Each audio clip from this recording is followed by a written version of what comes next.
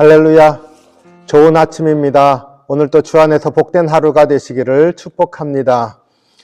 마가복음 1장 12절로 13절 말씀 묵상합니다.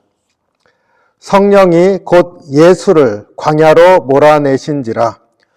광야에서 40일을 계시면서 사탄에게 시험을 받으시며 들짐승과 함께 계시니 천사들이 수종들더라. 예수님께서 세례를 받으신 후에 광야에서 시험을 받으셨습니다. 마태복음 4장을 통해서 그 시험이 무엇이었는지 우리가 알게 되었습니다. 마가복음은 시험을 받으신 사건만 알려주고 있습니다. 짧게 2절로 언급되어져 있습니다. 그러니까 가장 중요한 포인트만 말하고 있다, 이렇게 생각할 수 있습니다. 그래서 그 내용이 매우 중요합니다. 한 절 전체가 예수님이 시험을 받으신 상황이 어떻게 일어났는지를 말하고 있습니다.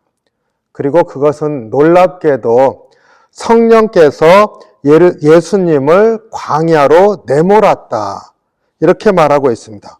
아니, 성령님께서 예수님을 광야로 내몰았습니다. 왜 내몰으셨을까요? 이게 우리가 오늘 묵상하기를 원하는 중요한 대목입니다. 성령께서는 예수님께서 세례 요한의 세례를 받으실 때 하늘로부터 비둘기와 같이 임하셨습니다. 세례 요한의 세례를 넘어가는 하나님께서 이제 성령으로 세례를 주시는 놀라운 역사를 예수님을 통해서 이루시겠다고 하는 것을 바로 그 자리에서 보여주신 것이지요. 그래서 하나님이 직접 일하시는 것을 이제 시작하셨습니다.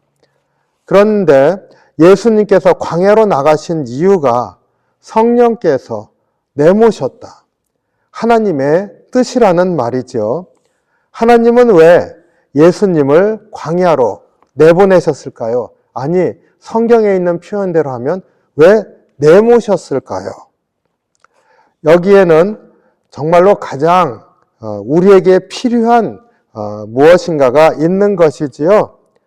바로 우리들의 구원을 이루는 데 있어서 중요한 것이 거기에 있기 때문입니다.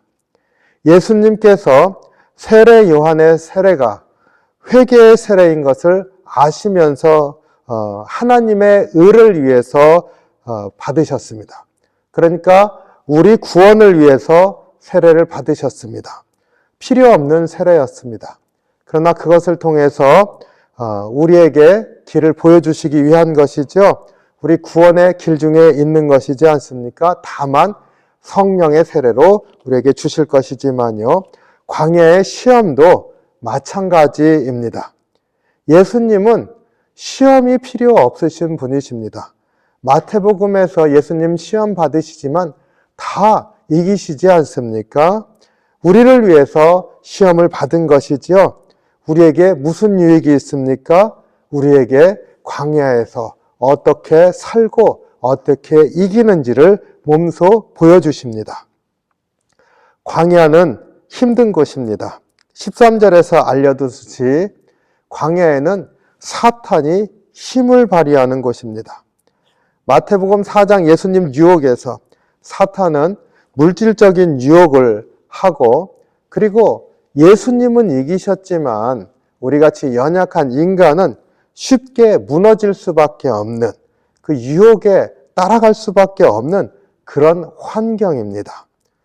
광야에서는 그 사람들을 대상으로 했을 때 사탄은 늘 승리할 수 있었을 것입니다.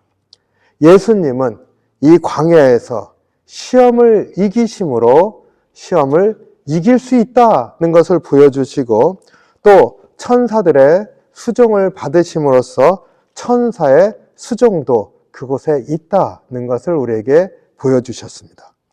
여기에 포인트가 있는 것이지요. 광야에는 사탄의 유혹이 심합니다.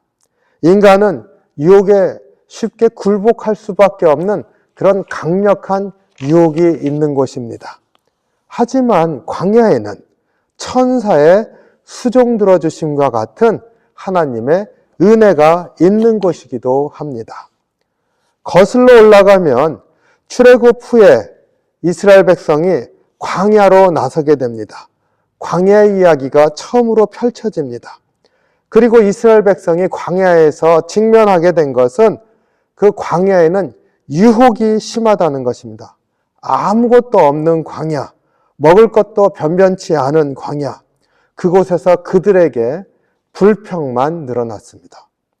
그냥 불평만 있었던 게 아니지 않습니까? 그 불평은 모세를 향했고 그리고는 급기야 하나님을 향했습니다. 그래서 그들이 광야에서 방황하는 그러한 경험을 하게 됩니다. 광야에서 죄로 얼룩졌습니다. 하지만 그 광야의 이야기에는 광야에는 만나와 메추라기가 있다. 쓴물이 단물로 바뀌는, 그래서 단물을 마시는 이적이 있다. 반석에서 나오는 생수가 있다. 그리고 우리가 그냥 싸워서는 이길 수 없는 적이지만 그 적군도 물리칠 수 있는 강함이 우리에게 임한다. 이스라엘 백성을 통해서 보여주셨습니다. 마치 천사의 수종 들어주심과 같은 하나님의 도우심이 광야에 있었습니다. 그러니까 광야에는 두 가지가 있다고 하는 것을 처음부터 보여주고 있는 거죠.